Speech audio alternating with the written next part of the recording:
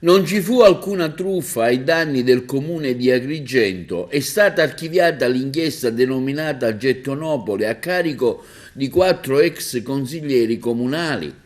Il giudice per le indagini preliminari del Tribunale di Agrigento, Michela Raimondo, ha archiviato, accogliendo la richiesta del PM Chiara Bisso, il procedimento nei confronti degli ex consiglieri comunali Alfonso Vassallo, Francesco Picone, Alfonso Mirotta e Antonio Cicero su presunti artifici messi in campo per ottenere i rimborsi e i gettoni di presenza non dovuti.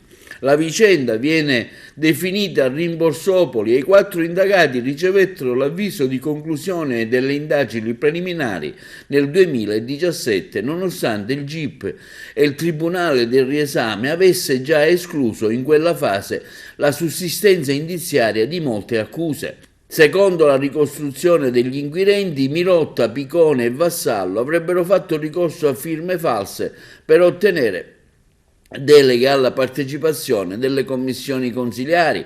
A Vassallo, diventato quindi segretario provinciale di Confartigianato, e all'allora presidente della sigla della categoria, si contestava la predisposizione di un'assunzione fittizia per ottenere i rimborsi previsti dal comune di Agrigento, mentre al solo Cicero l'aver trasferito fittiziamente la residenza a Palermo per ottenere i rimborsi per le spese del viaggio.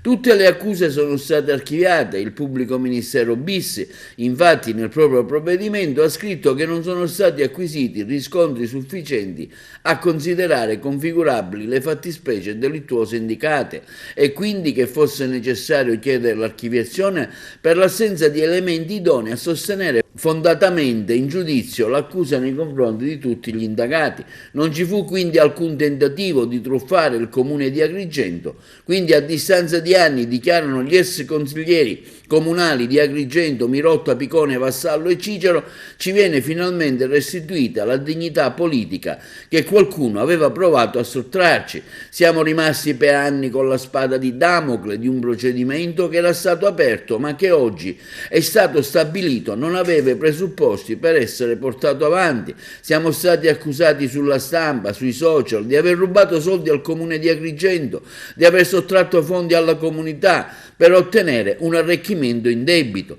Tutto falso, comunicano gli ex consiglieri comunali. Come abbiamo sempre ribadito in questi anni, con la nostra archiviazione si chiude definitivamente quella pagina orribile della nostra città che è stata la caccia alle streghe della cosiddetta Gettonopoli, che ha abbattuto l'intera classe politica per motivazioni che ancora oggi appaiono lontane dall'essere pienamente comprese, dato che nessun reato fu perpetrato ai danni dei cittadini. Gli indagati sono stati difesi dagli avvocati Daniela Posante, Stefano Catuara, Tania Castronovo, Salvatore Guagliardo, Alfonso Neri e Salvatore Pennica.